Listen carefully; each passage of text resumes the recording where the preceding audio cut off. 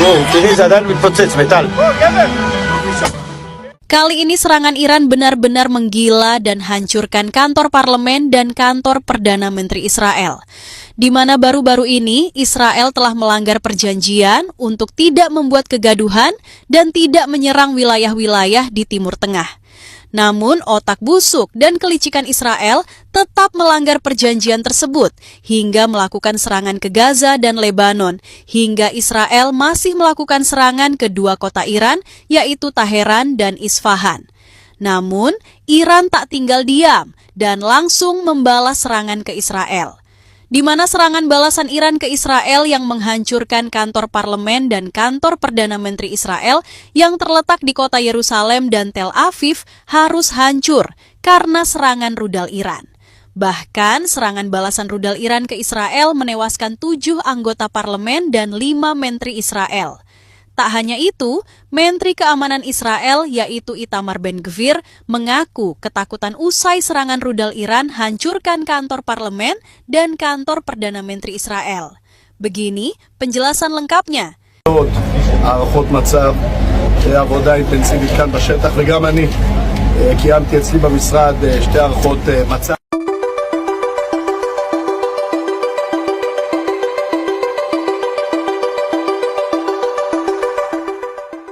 Dalam sejarah konflik Timur Tengah yang sudah syarat tragedi dan kekerasan, momen ini akan diingat sebagai salah satu titik balik yang paling dramatis.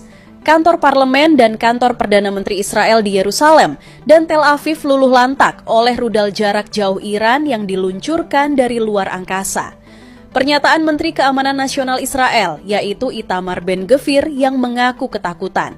Saya takut. Saya tidak pernah menyangka Iran akan membalas sebesar ini. Kami mengira mereka akan diam seperti Gaza, seperti Lebanon. Tapi ternyata mereka menyerang dari luar angkasa. Kami tidak siap untuk itu. Krisis ini berakar dari pelanggaran besar perjanjian gencatan senjata yang disepakati antara Israel dan Iran setelah konflik bersenjata 12 hari yang memakan banyak korban di kedua belah pihak. Dalam kesepakatan yang ditandatangani di bawah tekanan internasional, Israel berjanji untuk tidak menyerang wilayah-wilayah di Timur Tengah, khususnya Iran, Gaza, dan Lebanon. Namun, hanya dalam waktu beberapa hari setelah penandatanganan itu, Israel kembali meluncurkan serangan udara masif ke jalur Gaza, yang saat itu tengah menghadapi krisis kemanusiaan. Sejak 27 Juni 2025, serangan-serangan tersebut dikabarkan menewaskan lebih dari 350 korban sampai saat ini, dengan rumah sakit kewalahan dan infrastruktur sipil hancur total. Pihak internasional mengecam keras tindakan tersebut, namun Israel tetap melanjutkan operasi militernya. Tak hanya Gaza, Lebanon juga menjadi sasaran. Pada 28 Juni, sebuah serangan drone Israel di Mahruna menewaskan Abbas Al-Hassan Wahbi, kepala intelijen salah satu batalion elit Hizbullah, yaitu Radwan Force. Israel mengklaim operasi tersebut sebagai upaya pencegahan terhadap ancaman yang didukung Iran. Selama bertahun-tahun, Iran telah dicap sebagai aktor pasif agresif dalam konflik regional. Namun kali ini, mereka memutuskan untuk membalikkan citra itu. Dalam serangan balasan yang belum pernah terjadi sebelumnya, Iran meluncurkan rudal-rudal jarak jauh generasi terbaru, Somar, Hofeizeh, Ya'ali, dan Paveh, mengarah langsung ke dua pusat pemerintahan utama Israel. Namun yang paling mengejutkan dunia adalah penggunaan teknologi SLV, Satellite Launch Vehicle, oleh Iran, sistem peluncur satelit seperti Simorgh, Zuljanah, dan GM-100 yang diam-diam telah dimodifikasi untuk membawa hulu ledak dan diarahkan secara presisi dari orbit rendah bumi. Rudal-rudal ini berhasil menghindari semua sistem pertahanan Israel, termasuk Iron Dome, David Sling, dan Arrow 3. Serangan Iran menghantam tepat ke jantung simbolik dan administratif Israel, gedung parlemen, Knesset, dan kantor Perdana Menteri. Foto-foto satelit pasca serangan yang bocor menunjukkan kehancuran total pada struktur bangunan, puing-puing berserakan, dan asap tebal membumbung di langit Yerusalem dan Tel Aviv. Pemerintah Israel mengonfirmasi adanya korban jiwa dalam serangan tersebut, di mana serangan balasan rudal Iran ke Israel menewaskan 7 anggota parlemen dan 5 menteri Israel. Kami mengira Iran akan bereaksi seperti biasa, retorika keras tapi tanpa aksi nyata. Namun kali ini kami salah besar. Mereka menyerang kami dari langit, dari tempat yang tidak pernah kami duga. Iran telah lama mengembangkan teknologi luar angkasa untuk program satelit sipil.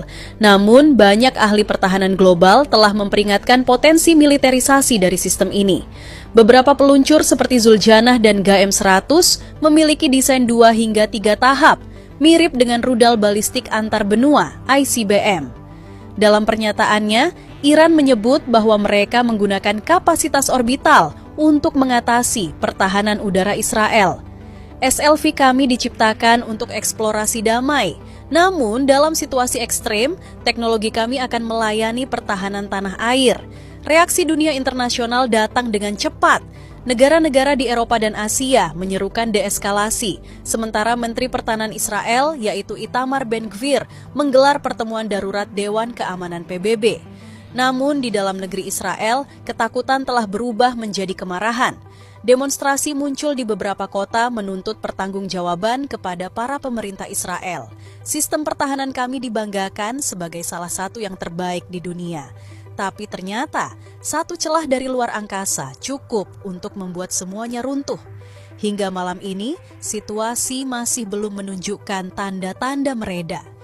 Iran menyatakan mereka tidak akan melanjutkan serangan jika Israel benar-benar berhenti menyerang wilayah Timur Tengah dan mematuhi gencatan senjata. Sementara itu, Israel mengumumkan bahwa mereka sedang menilai opsi militer lanjutan, meski tekanan internasional makin kuat untuk mencegah eskalasi lebih besar. Apa yang terjadi di Yerusalem dan Tel Aviv bukan hanya soal pembalasan antara dua negara musuh bebuyutan. Ini adalah sinyal bahwa era baru perang telah tiba, di mana langit bukan lagi batas akhir, tapi medan tempur selanjutnya. Ketika teknologi satelit dan peluncur luar angkasa digunakan bukan untuk eksplorasi, melainkan penghancuran, dunia harus bersiap menghadapi bentuk konflik yang sepenuhnya baru. Dan bagi Israel, pengakuan ketakutan dari seorang menteri pertahanan garis keras adalah bukti paling jujur. Mereka tak lagi menguasai langit, dan kali ini mungkin juga tak lagi menguasai arah perang.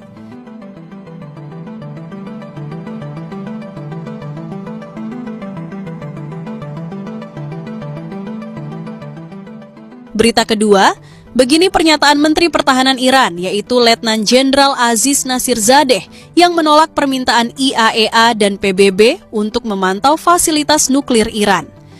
Dalam pernyataan paling tegas sejak peperangan antara Iran dan Israel, di mana Menteri Pertahanan Iran, yaitu Letnan Jenderal Aziz Nasirzadeh, mengumumkan bahwa Teheran tidak lagi mengizinkan Badan Energi Atom Internasional, IAEA, ataupun Perserikatan Bangsa-Bangsa, PBB, untuk mengakses dan memantau fasilitas nuklirnya. Pernyataan ini datang di tengah meningkatnya ketegangan antara Iran dan Israel, terutama setelah serangkaian serangan militer Israel dan Amerika Serikat ke wilayah Iran. Jenderal Aziz Nasirzadeh menyampaikan bahwa negaranya mengambil sikap tegas sebagai bentuk perlindungan terhadap integritas dan kedaulatan nasional. Undang-undang baru yang telah disahkan oleh Parlemen Iran memandatkan penghentian total kerja sama dengan IAEA. Kami tidak akan mengizinkan kamera-kamera IAEA terpasang di fasilitas nuklir kami. Kami tidak akan memberikan data, akses, maupun izin kepada Grossi dan timnya. Grossi secara resmi dilarang memasuki Iran. Keputusan ini menandai pergeseran besar dalam hubungan Iran dengan lembaga pengawas internasional yang selama ini bertugas memastikan program nuklir negara tersebut berjalan secara damai dan transparan. Dalam pernyataan yang lebih mengejutkan, Menteri Pertahanan Iran menuduh bahwa IAEA dan PBB tidak lagi netral. Ia mengklaim kedua lembaga internasional tersebut secara sengaja membocorkan informasi mengenai lokasi fasilitas nuklir Iran kepada Israel dan Amerika Serikat. Kami memiliki bukti yang menunjukkan bahwa informasi yang kami serahkan kepada IAEA telah disalahgunakan. Mereka secara sistematis memberitahu Israel tentang lokasi fasilitas strategis kami yang kemudian dijadikan sasaran serangan. Menteri Pertahanan Iran menyebut insiden ini sebagai pengkhianatan internasional dan menambahkan bahwa keterlibatan lembaga-lembaga ini telah membuka jalan bagi serangan udara mematikan ke fasilitas-fasilitas militer dan nuklir Iran. Konflik ini menjadi salah satu eskalasi paling serius antara kedua negara dalam 2 dekade terakhir dan membuka kembali perdebatan global tentang program nuklir Iran. Dukungan atas langkah tegas Iran datang dari Rusia. Menteri Pertahanan Rusia, Andrei Belousov, menyatakan bahwa keputusan Teheran untuk menghentikan kerja sama dengan IAEA adalah langkah logis dan strategis, mengingat situasi saat ini. Iran memiliki hak untuk melindungi rahasia nasionalnya. Kami di Rusia bahkan tidak pernah membuka lokasi fasilitas nuklir kami kepada IAEA secara penuh. Itu bukan pelanggaran, melainkan perlindungan. Menurutnya, tindakan Iran adalah respons atas kegagalan lembaga internasional dalam menjaga netralitas dan kerahasiaan data yang diserahkan oleh negara-negara anggotanya. Seorang komandan senior dari Korps Garda Revolusi Islam Iran, IRGC, juga mengungkapkan bahwa Iran telah memindahkan sebagian besar material nuklirnya ke lokasi-lokasi tersembunyi dan terlindungi. Langkah ini menurutnya adalah upaya pencegahan dari kemungkinan serangan lanjutan. Kami tidak akan memberi kesempatan kedua kepada musuh-musuh kami untuk menghancurkan proyek-proyek strategis bangsa ini. Langkah-langkah protektif ini memperkuat kesan bahwa Iran tengah memasuki fase defensif total terhadap ancaman eksternal dan bersiap untuk konfrontasi jangka panjang. Di sisi lain, Menteri Pertahanan Iran Aziz Nasirzadeh melakukan kunjungan luar negeri pertamanya sejak konflik Iran-Israel. Kunjungan itu membawanya ke Tiongkok, sekutu diplomatik dan ekonomi utama Teheran. Tujuannya menghadiri pertemuan para Menteri Pertahanan Organisasi Kerjasama Shanghai, SCO, di Qingdao. SCO merupakan blok keamanan kawasan yang dipimpin Tiongkok dan Rusia. Dilansir dari media Iran, Menteri Pertahanan menjadi satu di antara 9 Menteri Pertahanan yang hadir. Pada pertemuan itu, Menteri Pertahanan Tiongkok Dong Jun tidak secara eksplisit menyinggung konflik Iran-Israel. Namun, dia menegaskan posisi Tiongkok sebagai negara yang menentang dominasi sepihak. Unilateralisme dan proteksionisme tengah meningkat, sedangkan tindakan hegemonik semena-mena dan merundung telah merusak tatanan internasional. Praktik-praktik ini adalah sumber utama kekacauan dan bahaya. Dong juga mengajak negara-negara SCO untuk meningkatkan koordinasi, membela keadilan, serta menjaga stabilitas strategis global. Para peserta pun berkomitmen untuk memperkuat kerja sama militer. Nasirzadeh mengapresiasi dukungan Tiongkok terhadap posisi Iran.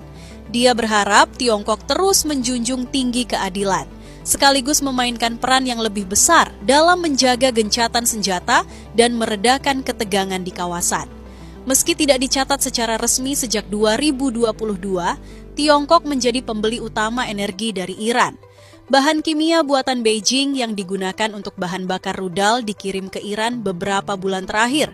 Ketika ditanya apakah Tiongkok akan memberi dukungan militer kepada Iran sebagai sesama anggota SCO, juru bicara Kementerian Pertahanan Tiongkok Zhang Xiaogang menjawab diplomatis. Tiongkok bersedia bekerja sama dengan semua pihak untuk memainkan peran konstruktif dalam menjaga perdamaian dan stabilitas di Timur Tengah.